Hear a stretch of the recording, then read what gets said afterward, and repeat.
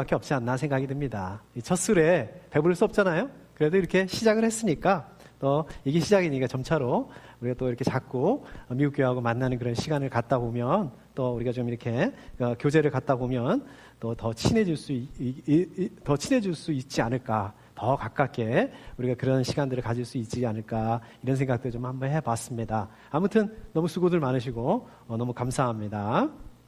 자, 우리가 지난 주일은 아무튼 이렇게 야외 예배로 드렸고요. 그리고 그 전주부터 이렇게 3주 동안은 하나님께 영광 돌리는 삶이라는 그 주제로 말씀을 나눴습니다. 그리고 이제 오늘하고 다음 주는 이 교회의 본질을 중심으로 해서 말씀을 좀 나눠보고자 합니다. 그래서 오늘 말씀을 통해서 교회의 본질이 무엇인가, 또 우리 생명생 교회는 어떤 교회가 되어야 되는가, 또 우리 생명생 가족들은 어떻게 해야 되는가, 그것들을 위해서 어떻게 해야 되는가, 오늘 말씀을 가지고 나눠보도록 하겠습니다. 자, 이제 오늘 말씀으로 돌아가서 한번 보시죠. 오늘 말씀은 이제 고린도전서 말씀이시죠. 그렇죠? 여러분들 그 고린도전서 말씀하시면 뭐가 생각이 나십니까? 저는 자동적으로 고린도전서 말씀하면 고린도전서 13장 딱 이거 생각이 납니다. 고린도전서 13장 잘 아시죠? 우리 사랑장이라고 그러잖아요. 이 복음성가 찬양으로도 굉장히 유명하고 많이 불렸던 겁니다. 사랑은 어떻게 하더라? 사랑은 언제나 오래 참고 뭐 이렇게 하는 찬양 있지 않습니까? 예. 그리고 또 어떻습니까? 이 고린도전서 하면 또 생각나는 게 이 13장 마지막 절 13절인가요? 거기 보면 말씀이 있습니다. 그러므로 믿음, 소망, 사랑 이 세 가지는 항상 있을 것인데 그 가운데서 으뜸은 사랑입니다. 이 말씀 그죠? 저는 그래서 청년 때 이 말씀을 읽었을 때 그래서 믿음하고 소망 이건 중요한 게 아니구나, 사랑이 제일 중요한 거구나, 이렇게 생각을 한 적도 있었습니다. 자, 그래서 저는 이렇게 고린도전서 하면 뭐 늘 생각이 나는 게, 자동적으로 거의 생각이 나는 게 사랑은 오래 참고, 또 이런 찬양 내지는 믿음, 소망, 사랑, 그 중에 제일은 사랑이다. 이 말씀이 이제 자동적으로 이렇게 공식처럼 연결이 됩니다. 그러면서 이렇게 생각한 적이 있어요. 이 고린도 교회는, 당시에 그 고린도 교회는 이 믿음과 사랑이 넘치는 이런 아름다운 교회였나 보다. 이제 막연하게 제가 그렇게 생각했던 적이 있습니다. 그런데 어떻습니까? 우리가 고린도 전서를 잘 보게 되면 고린도 교회의 그 속사정을 조금 이렇게 들여다보면 그게 아니었죠. 제가 착각했던 겁니다. 완전히 반대였습니다. 바울이 그 3차 전도 여행 중에 에베소라는 도시에 머물게 되죠. 여러분들도 그 에베소서 많이 읽어보신 그 에베소입니다. 에베소라는 그 도시에 머물게 되는데요. 거기서 이제 그 고린도 교회에 대한 소식을, 바울이 그 고린도 교회에 대한 그 소식들을 자주 듣게 됩니다. 그런데 여러분들은 어떠세요? 이렇게 이런 식으로 들려오는 소식들은 보통 어떤 소식들입니까? 좋지 못한 소식인 경우들이 많습니다. 어떤 경우는 무소식이 희소식이라는 말도 있잖아요. 그래서 차라리 그냥 아무 소식이 없는 게 더 나을 수가 있습니다. 바로 그랬습니다. 지금 이 바울에게 들려오는 고린도 교회의 소식들은 좋은 소식들이 아니라 이 바울을 걱정하게 만드는 그런 소식들이었습니다. 그래서 바울이 그 소식들을 이렇게 들으면서 걱정이 되었어요. 근데 이제 고린도 교회의 그 당시 그 문제들을 보게 되면 꼭 요즘에 그 한국의 교회의 문제들하고 좀 비슷한 것 같아요. 어떤 문제들이 있었습니까? 네 편, 내 편. 막 이렇게 교회 안에서 편이 나눠져가지고 싸우게 되죠. 그리고 어떻습니까?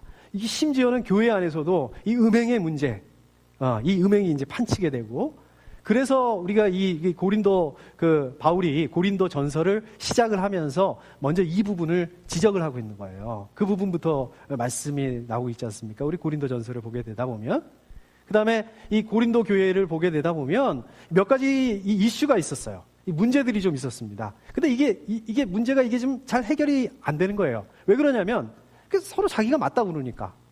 그리고 그 교회 안에, 고린도 교회 안에는 이 문제를 정리해 줄 사람이 없었던 거예요. 그 부분에 대해서. 이게 정리가 안 되니까, 정리해 줄 사람이 없으니까 이 문제들을, 이 이슈들을 해결하기 위해서 결국 어떻게 했냐면 아마도 그 사람들 중에서 바울에게 편지를 써서 물어봤던 것 같아요. 이 부분이 나오죠?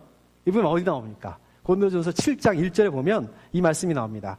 여러분이 적어 보낸 문제를 두고 말하겠습니다. 이렇게 말씀하고 있습니다. 그러니까 사실 고린도전서는요, 7장부터 보게 되면 이거는 그 고린도 교회의 그 이슈들에 대해서, 그 문제들에 대해서, 물어본 것들에 대해서 이 바울이 대답하고 있는 이런 형식인 거예요. 그래서 먼저 그 고린도전서 7장 전체에 걸쳐서 뭐에 대해서 얘기하고 있습니까? 어떤 이슈입니까? 결혼에 대한 이슈에 대해서 다루고 있죠? 말씀하고 있죠? 답을 하고 있죠? 그리고 이제 다음 이슈로 넘어왔어요. 오늘 말씀, 8장 말씀, 두 번째 이슈입니다. 그게 뭐냐? 어디 나옵니까? 1절에 보면 나오죠. 1절에 보면 거기에서 보면 뭐라고 되어 있습니까? 우상에게 바친 고기에 대하여 말하겠습니다. 그러니까 우상에게 바친 고기를 먹는 게 옳으냐? 이 이슈예요. 이 이슈에 대해서 우리가 오늘 읽은 것처럼 고린도전서 8장 전체에 걸쳐서 이제 바울이 답을 하고 있는 것입니다. 자, 그렇다면 이게 도대체 이게 왜 문제가 되느냐? 왜 하나님을 믿는 이 그리스도인들이 우상의 제물로 사용했던 그 고기를 먹냐 마냐 하는 이 문제로 이게 문제가 되느냐는 거예요. 이게 왜 그런가 보면 이게 이렇습니다. 자, 이 고린도 교회가 있던 이 고린도라는 곳이 어디 있습니까? 고린도라는 도시가 어디 있었습니까? 여기가 그 그리스거든요. 그리스 반도거든요. 근데 이 그리스는 어떻습니까? 원래 이 그리스 이 사람들이 그 신들이 많아요. 신들을 많이 섬기잖아요. 그 그리스 로마 신화에 보게 되면 신들이 많이 나오잖아요. 엄청나게 많이 나옵니다. 저는 너무 많아가지고 이름도 다 모르겠어요. 그냥 제일 유명한 사람, 제우스, 아폴로, 이 정도 빼놓고는 이름들도 잘 모르겠습니다. 그런데 이 사람들이 이 많은 신들을 신화, 그러니까 이야기 속에도만 그냥 놔뒀던 게 아니라 실제로 이 사람들이 신을 섬겨요. 그거를. 그러니까 다시 말씀드리자면 제사를 드린 겁니다. 제사를 드리자면 뭐가 필요하겠어요? 당연히 제사를 드릴 때 제물을 드린 거죠. 그 제물이 고기였던 겁니다. 사실 이게 우리 성경에도 보게 되면 이 구약 시대에 그 하나님께 제사를 드릴 때 어떻습니까? 동물을 잡아서 드렸죠. 그렇죠? 그런데 조금 다르죠. 다른 부분이 있어요. 레위기를 보게 되면 하나님께 번제를 드릴 때 어떻습니까? 그 동물을 짐승을 잡아서 그걸 완전히 태워버립니다. 물론 제사의 형식에 따라서 그렇지 않은 경우도 있지만 그 고기를 이렇게 제사장이 먹거나 아니면 가져온 사람이 먹거나 아니면 다 태워버리거나 이제 이런 식이었는데 지금 이 고린도 그 당시에 그 고린도에 사는 사람들은 이 제물을 드리고 제사를 이렇게 드리고 제물에 썼던 이 고기를 그냥 그렇게 다 태워버리거나 다 먹어버리거나 이제 이런 게 아니라 제사가 끝나면은 그 제물로 썼던 고기를 시장에다 내팔았던 것 같습니다. 내팔았어요.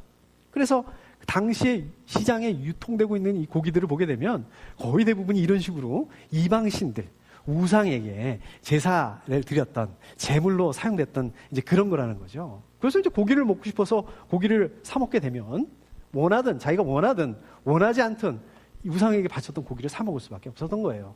그렇다고 고기를 안 먹을 수도 없게 되고 이렇게 된 거죠. 그래서 이제 문제는 과연 이렇게 이방신에게 우상에게 제물로 사용되었던 고기를 사 먹어도 되는 건가?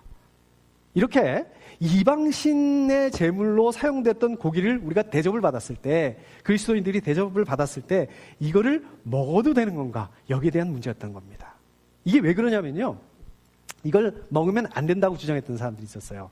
이 사람들은 이제 주로 그 유대교 출신, 유대교에서 이제 개종한 그리스도인들인데, 이 사람들은 뭐라고 주장을 하냐면, 이렇게 이방신에게 우상에게 제물로 썼던 고기를 먹는다는 그 자체가 이방신, 우상, 이거를 인정한다는 거예요. 그런 뜻이라는 거예요. 그리고 그 이방신하고 교제한다는 그런 뜻이라는 거예요. 저는 이게 무슨 말인지 이해가 좀 갑니다. 요즘에는 그게 이슈가 되지 않는데요. 제가 이제 어렸을 적에는 이 고사떡 있잖아요. 고사 지낼 때 쓰는 그 시루떡인가요? 그 시루떡, 고사떡이라고 그랬지 않습니까? 근데 이 교회 다니는 사람들이 이 고사떡을 이걸 먹어도 되느냐, 먹으면 안 되느냐, 이거 된다는 분들도 있었고, 이거 안 된다는 분들도 있었고, 이랬거든요. 근데 그 떡을 보게 되면, 떡이 이렇게 이게 처음에 이렇게 딱 나왔을 때는, 그거 참 쫄깃쫄깃하고, 김도 모락모락 나고, 먹음직스럽습니다, 굉장히. 근데 이거를 먹자니까, 이게 고사떡인데, 이제 좀 찝찝하고, 이걸 버리자니까, 이게 또 좀 아쉽고요, 아깝고요, 이제, 그랬었잖아요. 이게 바로 이 문제예요, 지금. 이게 바로 똑같은, 거의 비슷한 문제인 거예요. 그러니까 한쪽에서는 그러니까 주로 유대교에서 개종한 유대교 출신 유대인들 출신들 중에서는 이방 신에게 제물로 썼던 고기를 이게 먹으면 말이 안 된다. 이건 안 된다. 그리스도인으로서 이렇게 하면 안 된다. 이렇게 주장을 했던 거고, 또 반대쪽에서는 아마 그 영지주의의 그 영향을 받은 사람들인 것 같은데, 이쪽에서 뭐라고 그랬냐면 그거 상관없다. 그건 먹어도 상관없다. 아무 문제 없다. 예수 그리스도의 보혈로 모든 게 다 해결이 됐기 때문에 우리가 먹을 수 있다. 이렇게 주장했던 겁니다. 그래서 이제 그 8장 고린도전서 8장 1절에서 계속해서 보게 되면 우리 모두가 지식이 있는 줄로 알고 있습니다. 자, 여기서 말씀하는 이 지식이 뭐냐면 하나님의 말씀이에요. 율법이에요. 그래서 당시 이 고린도 교회 일부 사람들이 율법을 근거로 내세웠던 거죠. 그래서 그 사람들이 그 율법을 근거로 해서 우상의 제물로 사용됐던 고기를 먹는 것은 죄다. 이렇게 했다는 거죠. 이런 주장인 건데, 이 주장에 대해서 바울은 뭐라고 그러냐면 지식은 사람을 교만하게 하지만 사랑은 덕을 세웁니다. 그러니까 무슨 말이냐면 이 사람들이 주장하는 대로 우상의 제물로 사용했던 그 고기를 먹는 거는 죄다. 이거 맞다. 이렇게 얘기를 하는 거예요. 이거 맞는데, 그런데 이 말이 맞다고 하더라도 이거를 사람들을 정죄하는 데 도구로 사용돼서는 안 된다는 겁니다. 이 말을 가지고 남을 정죄하면서 그렇게 남을 정죄하는 자기 자신을 합리화하고 정당화하고 그렇게 하면 그건 아니라는 거예요. 오히려 그 정죄하는 사람들 그 교만하게 하게 만든다는 거예요. 그 지식이, 그 율법이, 하나님의 말씀이. 그러한 그 지식을 사용을 해서 다른 사람을 정죄할 게 아니라 오히려 사랑으로 서로를 격려해야 된다. 교회 안에서 그럴 때에 교회 안에서 덕을 세울 수 있다. 지금 이렇게 말씀하고 있는 겁니다. 자, 계속해서 2절 보니까 자기가 무엇을 안다고 생각하는 사람은 아직도 그가 마땅히 알아야 할 방식대로 알지 못하는 사람입니다. 이 말씀은 1절에서 지식은 사람을 교만하게 하지만 이 부분에 대해서 다시 말씀하는 거예요. 그래서 결국 우리가 하나님을 안다는 것은 무엇이냐? 하나님을 안다는 것은 이 율법을, 하나님의 말씀을 지식으로만 하는 것이 아니라 하나님의 말씀을 적용해야 되는데, 하나님의 말씀을 적용하면서 다른 사람을 정죄하면 안 된다는 겁니다. 이 부분에 대해서는 3절에 그러나 하나님을 사랑하는 사람은 하나님께서 그를 알아주십니다. 이 말씀은 1절에서 사랑은 덕을 세웁니다. 이 말씀을 다시 한번 하는 거죠. 하나님께서는 어떻습니까? 이 교리적인 그런 지식을 많이 알고 있는 것보다 오히려 그 교리적인 지식을 넘어서서 이렇게 교회 안에서 사랑으로 감싸줘야 된다는 거예요. 감싸주고 안아주고 덕을 세워주는 거, 이거를 하나님께서도 더 중요하게 여기신다는 말씀인 것입니다. 이것이 바로 하나님의 마음이라는 겁니다. 근본적으로 지식이라는 거, 지식이 뭡니까? 아까 하나님의 말씀, 이 율법이라는 것은 하나님의 마음을 아는 거라는 겁니다. 그래서 정죄하는 것이 아니라 사랑으로 덮으면서 덕을 세우는 거라는 것입니다. 그래서 지금 바울은요, 이 우상에게 바쳤던 고기를 먹어도 되느냐 안 되느냐 이 이슈를 바로 이 말씀을 가지고 답하고 있는 거예요. 대답하고 있는 거예요. 자, 이제 4절을 보게 되면 이번에는 반대쪽에 대해서, 반대쪽 의견에 대해서 말씀하고 있는 거예요. 자, 이 내용을 보게 되면 우상이가 아무 능력이 없다는 거예요. 우상은 아무것도 아니라는 거예요. 오직 하나님만이 참 하나님이다. 그렇기 때문에 그 의미도 없는 그 우상한테 바쳤던 그 고기, 그거 먹는다고 해서 그거 뭐가 문제냐는 거예요. 아무 문제 안 된다는 거예요. 우상과 같은 그 이방신, 이건 뭐 신도 아니지만 100번 양보해서 이거를 신이라고 인정하자. 그렇다 하더라도 우리 믿는 그리스도인들에게는 누가 계시냐? 만물을 창조하신 하나님이 계시다는 거예요. 그리고 우리 그리스도인들은 그 하나님을 위해서 존재하는 것이고 또 우리 안에 예수 그리스도가 계시다는 거예요. 예수 그리스도만이 주님이시라는 거예요. 그래서 그 일부 사람들이 말하는 것처럼 그 우상에게 바쳤던 그 고기, 그거 먹는다고 해서 그게 뭐가 문제가 될 거냐는 거예요. 아, 문제 안 된다. 이렇게 얘기하고 있는 거예요. 그런데 7절에 보니까 그러나 누구에게나 다 지식이 있는 것은 아닙니다. 무슨 말씀입니까? 그러나 모든 사람이 이렇게 다 하나님을 믿고 하나님의 말씀에 굳게 서 있는 게 아닙니다. 지금 이렇게 말씀하고 있는 거예요. 그렇지 않은 사람도 있다는 거예요. 계속해서 보니까 7절에서 지금까지 우상을 섬기던 관습에 젖어 있어서 그들이 먹는 고기가 우상의 것인 줄로 여기면서 먹습니다. 이런 사람도 있다는 겁니다. 그러니까 하나님을 믿으면서도 습관처럼, 옛날 습관 그거 못 버리고 이방신을 섬기던 습관, 그 습관대로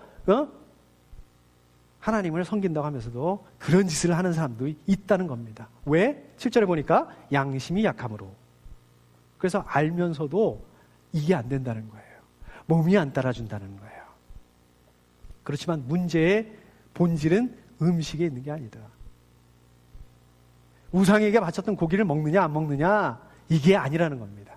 그걸 먹지 않는다고 해서 손해볼 것도 아니고 그거를 먹는다고 해서 뭐 이렇게 유익이 될 것도 아니라는 것입니다.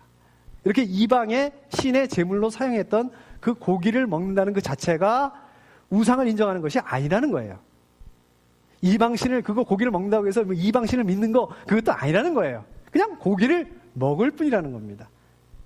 그 고기를 먹었다고 해서 뭐 하나님을 배반하는 것도 아니고 그 고기를 먹지 않는다고 해서 하나님을 배반하지 않는다는 것도 아니고 오히려 고기는 안 먹으면서도 고기는 안 먹을지 모르겠어요. 고기는 안 먹을지 모르면서도 더 나쁜 그런 짓도 할 수 있다는 겁니다. 이 부분에 대해서 어떻게 다 자유로워질 필요가 있다 이렇게 하고 있는 것입니다. 그런데 그럼에도 불구하고 비록 나는 그 부분에 대해서 우상에게 제물로 바친 고기를 먹는 부분에 대해서 자유롭다 할지라도 9절이죠. 9절 말씀 보게 되면 그러나 여러분에게 있는 이 자유가 약한 사람에게 걸림돌이 되지 않도록 조심하십시오. 그런데 나머지 고린도 교회 그 교인들 중에 이것 때문에 양심의 가책을 받을 수 있다는 거예요. 이것 때문에 시험에 들 수 있다는 거예요. 그러면 이 부분을 조심해야 된다는 말씀인 것입니다. 고기를 먹는 거는 문제가 안 된다는 거예요. 그 고기를 먹는 거는 문제가 안 된다는 이 자유, 이거는 그 사람에게는 본인에게는 맞는 말입니다. 이게 좋다는 거예요. 그러나 반면에 이것 때문에 이 연약한 사람들, 연약한 지체를 넘어뜨리게 만들 수 있다는 거예요. 결국 이 자유는 혼자만의 자유가 아니라 교회 공동체에 있어서 교회 전체에 있어서 자유가 되어야 된다는 것입니다. 10절 말씀 보니까 지식이 있는 당신이 우상의 신당에 앉아서 먹고 있는 것을 어떤 사람이 보면 그가 약한 사람일지라도 그 양심에 용기가 생겨서 우상에게 바친 고기를 먹게 되지 않겠습니까? 자, 이게 무슨 말씀이냐면 지금 그 우상의 제물로 사용된 고기를 먹는 거에 대해서 자유로워졌어요. 그럼 뭐 먹어도 된다? 나 먹겠다? 좋다 이거예요. 그런데 거기서 한 걸음 더 나갔어. 한 걸음 더 나가서 이제는 아주 담대하게 그 우상의 신당에 갔어요. 거기서 고기를 먹어요. 그런데 아직도 믿음이 연약한 사람이 우연히 그 신당을 지나다가 그 이방신에게 제물로 썼던 그 고기를 먹고 있는 그 모습을 보게 됩니다. 그럴 때 나도 그렇게 해도 되나 보다. 이 아무 교리적인 지식이 없는 이런 그 우상으로 썼던 고기를 먹는 것에 대한 그 자유로움이 없는 그런 사람들이 그야말로 이렇게 해도 되나 보다. 그래서 이런 식으로 우상에게 드렸던 고기를 막 사 먹고 막 먹게 되면 이거는 아니라는 겁니다. 그렇게 된다면 그 자유로움이 이 연약한 사람을 걸려서 넘어지게 할 수도 있게 된다는 것입니다. 그런데 예수 그리스도는 어떻게 했다고요? 바로 이 연약한 사람들을 위해서 십자가에서 죽으셨다는 거예요. 그런데 오히려 그 내 자유로움 때문에 오히려 이 약한 영혼이 걸려서 넘어지게 만들고 실족하게 만들게 된다면 그거는 죄를 짓게 되는 것입니다. 그게 죄라는 거는 말씀인 것입니다. 그런데 그 연약한 사람들에게만 죄가 되는 것이 아니라 결국은 궁극적으로 예수 그리스도에게 죄를 짓게 되는 것이다. 지금 이렇게 말씀하고 있는 것입니다. 13절에 보니까 그러므로 음식이 내 형제를 걸어서 넘어지게 하는 것이라면 그가 걸려서 넘어지지 않게 하기 위해서 나는 평생 고기를 먹지 않겠습니다. 바울이 비록 자기 자신은 우상에게 썼던 그 제물에 대해서 자유로워요. 떳떳해요. 그거 먹어도 아무 문제가 없습니다. 그러나 그럼에도 불구하고 그런 행동으로 인해서 누군가가 걸려서 넘어지게 된다면, 실족하게 된다면, 시험에 들게 된다면 차라리 고기 안 먹겠다. 고기를 안 먹는 정도가 아니라 평생 자기는 그 고기 전혀 안 먹어도 괜찮다. 지금 이렇게 말씀하고 있는 것입니다. 저는 사실 고기를 별로 좋아하지 않아서요. 고기 먹는 거 별로 좋아하지 않아서 이게 화가 났지 않았습니다. 근데 제가 좋아하는 음식으로 이걸 한번 바꿔봤어요. 이걸 말을 이렇게 바꿔서 나는 평생 국수를 먹지 않겠습니다. 이거 좀 쉽지 않은 일이더라고요. 어떻게 국수를 안 먹고 살 수 있어? 예? 쉬운 일이 아니. 야, 이거 정말 쉬운 일이 아니네. 쉬운 일이 아닌데 이렇게 결심하네. 네. 자, 정리하자면 우리 그 고린도 교회에 있었던 우상에게 바친 이 제물을 먹는 게 맞냐? 먹지 않는 게 맞냐? 이 이슈 때문에 발생한 문제들이죠. 이 문제는 오히려 이 고린도 교회 사람들이 자기들이 가지고 있는 바로 그 지식, 편견, 이 교만 이런 것 때문이라는 거예요. 이게 이슈가 된 게, 이게 문제가 된 게 바로 너희들이 가지고 있는 그 지식이라는 거, 너희들이 가지고 있는 그 편견, 이 교만 때문에 문제가 된 거라는 거예요. 그리고 바로 그런 것들 때문에 교회에 분쟁이 일어나게 됐다는 것입니다. 그래서 이 문제를 해결하기 위해서는 지식이나 편견이 아니라 오히려 뭡니까? 성숙한 인격, 오히려 그리스도의 사랑이 필요하다는 것입니다. 그래서 이 문제는요, 뭐가 문제냐? 이쪽이 맞다, 저쪽이 맞다. 이 문제가 아니라 이 문제를 해결하는 데 있어서 성숙한 인격과 사랑으로 하지 않았다는 것. 그게 없었다는 것. 이게 바로 문제라는 것입니다. 그래서 오늘 말씀 이후에도 고린도전서 12장까지 보게 되면 계속해서 교회 안의 이슈들을 다루고 있어요. 그리고 13장이죠? 13장에 대해서, 13장에 들어가서 사랑에 대해서 얘기하고 있는 겁니다. 이게 왜 사랑에 대해서 얘기를 하고 있는 거냐면, 왜 13장 마지막 부분에서 그 가운데 으뜸은 사랑입니다. 이렇게 말씀하고 있는 거예요. 그러니까 이 모든 문제들, 교회 안에 있는, 너희들 그 교회 안에 있는 모든 이 이슈들을 해결할 수 있는 방법이 있다. 정답이 있다. 그게 바로 사랑이라고 말씀하고 있는 것입니다. 그러니까 교회 안에 있는 이슈들을 해결할 수 있는 방법은, 문제를 해결할 수 있는 방법은 내가 막 바른 말을 얘기를 해서 상대방을 꼼짝 못하게 만들고, 내가 그냥 아주 그냥 그 뭐라 그럴까요? 딱 맞는 논리를 가지고 상대방을 설득을 하고, 이게 아니라는 거예요. 그게 아니라 성숙한 인격을 가지고 상대방을 사랑으로 덮어줘야 된다는 겁니다. 그렇습니다. 이것이 바로 오늘 말씀에서 말씀하고 있는 교회의 본질입니다. 교회 본질이 뭐라고요?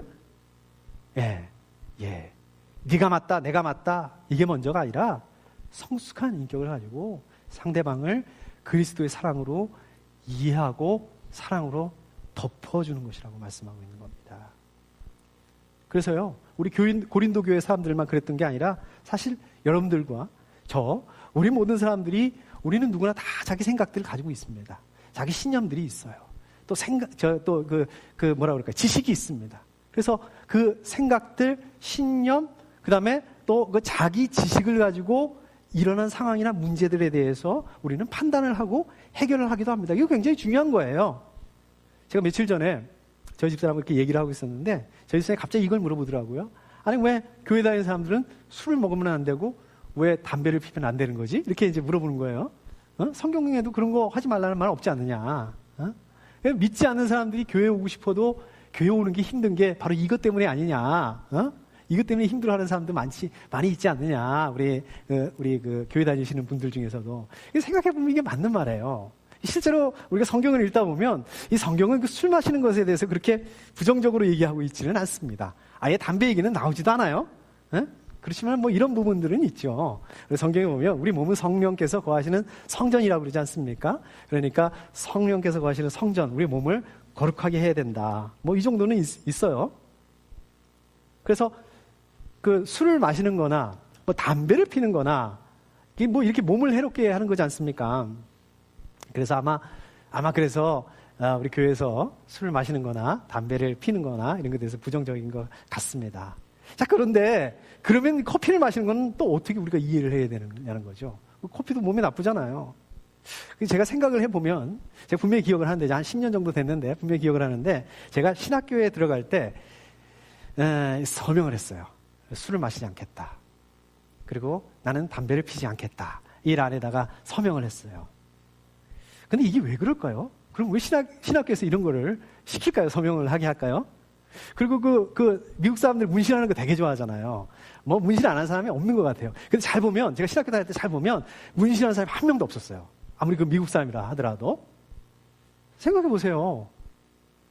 성경에 아무리 그게 없다고 하더라도 목사가 술 마시고 있어요. 술집에서. 목사가 이렇게 담배를 피고 있어요. 자, 이게 문신하고 있는 그 목사님들을 보게 되면 여러분들은 어떠실 것 같으세요? 예? 은혜가 안 되죠. 무슨 목사가 저래? 이렇게 되는 거죠. 이게 바로 우리가 가지고 있는, 여러분들과 저와 우리 모두가 가지고 있는 이게 생각입니다. 이게 지식입니다. 이게 신념이라는 겁니다. 우리가 이 생각과 우리의 그 신념과 이 지식을 가지고 목사는 술을 마시면 안 된다. 목사는 담배를 피워서는 안 된다. 이렇게 상황을 판단하는 거죠. 저도 동의합니다. 저도 우리 그 목사님들은 술을 마시지 않아야 된다고 생각합니다. 담배를 피우지 않아야 된다고 저도 생각을 합니다. 어디 목사님 뿐이겠어요? 우리 그리스도인들도 다 그러셔야 될 것 같아요. 우리 생명생 가족들도 또 다 술도 마시지 않으셨으면 좋겠고 담배도 안 피우셨으면 좋겠습니다. 물론 성경에 나와 있지 않습니다. 그렇지만은 왜냐하면 여러분들의 건강을 위해서, 첫째로 건강이 나빠지잖아요. 그렇게 하게 되면. 그리고 또 어떻습니까? 여러분들의 아이들이 보고 있잖아요. 여러분들의 손자, 손녀들이 보고 있잖아요. 그리스도를 믿지 않은 사람들이 여러분들을 보고 있잖아요.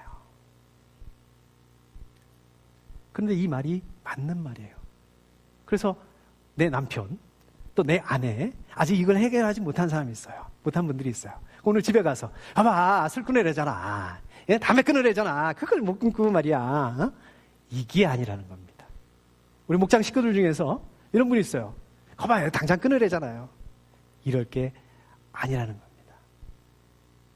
오늘 말씀을 놓고 보게 되면. 이런 거 잘하는 사람이 있었잖아요. 우리 성경에 보면 이런 거 잘하는 사람이 있었지 않습니까? 누구죠? 이런 거 잘하는 사람들? 바리새파 사람들이요. 그죠? 바리새파 사람들. 그러면 바리새파 사람들이 지금 틀린 겁니까? 아니, 그럼 하나님의 말씀을 지키는 거, 율법 지키는 게 이게 잘못된 거예요? 아니죠. 지켜야죠. 하나님 말씀 지켜야, 율법 지켜야죠. 자, 뭐가 문제입니까? 그러면 이걸 감싸주지 못했다는 거예요. 이걸 품어주지 못했다는 겁니다. 이걸 사랑으로 덮어줘야 된다는 것입니다. 우리 모두는 생각과 신념을 가지고 살고 있습니다.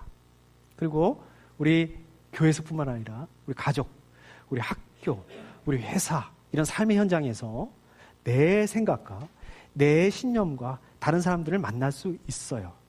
또 이렇게 내 생각과 내 신념과 다른 사람들과 같이 살아갈 수도 있습니다. 그러면 이런 사람들을 우리가 어떻게 대해야 될까요? 우리 이런 사람들을 어떻게 품어야 될까요? 우리 이런 사람들하고 어떻게 같이 살아야 될까요? 이 정말 쉬운 일이 아닙니다. 그렇지만 우리 그리스도인의 삶은 이거를 감당해야 되는 것입니다. 그리고 이 질문들, 이거를 가지고 교회로 오셔야 되는 거예요. 그리고 이러한 교회를 만들어 가야 되는 거예요. 이게 쉽지 않거든요. 우리 교회 안에도 그렇습니다. 교회 안에도 내 생각하고 맞지 않는 거, 내 신념하고 내 지식하고 맞지 않는 것들이 보입니다. 여러분들 보이시죠? 많이 있으시죠? 그게 뭐예요? 여러분들 이게 좀 맞지 않다고 생각하는 게 그게 뭡니까? 맞습니다. 여러분들 생각이 맞아요. 잘못됐어요. 그런데 오늘 말씀은 그거보다 어떻다고요? 먼저 성숙한 인격을 가지고 상대방을 그리스도의 사랑으로 이해하려고 노력하고 그 사랑으로 덮어주라는 것입니다. 최소한 이게 안 되더라도 노력해보라는 거예요. 이걸 가지고 기도해봐야 된다는 것입니다. 아, 무슨 목사가 저래? 아, 무슨 사모가 저래? 이런 부분이 있을 수 있습니다. 그런데 이거를 덮어주실 수 있어야 돼요. 그렇습니다, 여러분. 저는 오늘 이 말씀을 보면서 이 구원이라는 건 뭔가? 우리가 하나님을 믿는다는 게 뭔가? 내가 그리스도인인데, 내가 신앙생활을 하는데, 내가 신앙생활을 하는 게 뭔가? 이런 거에 대해서 한번 생각을 해보게 됐습니다. 여러분, 구원이 뭡니까? 물론 알죠. 교리적으로는 아주 간단합니다. 우리가 예수님 믿으면 되는 거예요. 그게 구원이에요. 성경에 뭐라고 되어 있습니까? 우리가 마음으로 믿고 입으로 시인하면 우리 구원을 받을 수 있다. 죽어서 천국 간다. 영원히 죽지 않은 영생을 얻을 수 있다. 그런 거 아닌가요? 그럼 뭐가 더 필요해요? 그러면 됐지. 그거 믿으면 되는 거 아니겠습니까? 왜 주일날 이렇게 교회 오셔가지고 이렇게 우리가 말씀을 듣고 있어야 되고 우리가 예배를 드려야 되고 왜 이렇게 앉아 계셔야 되는 거야? 왜 그 꼴 보기 싫은 거?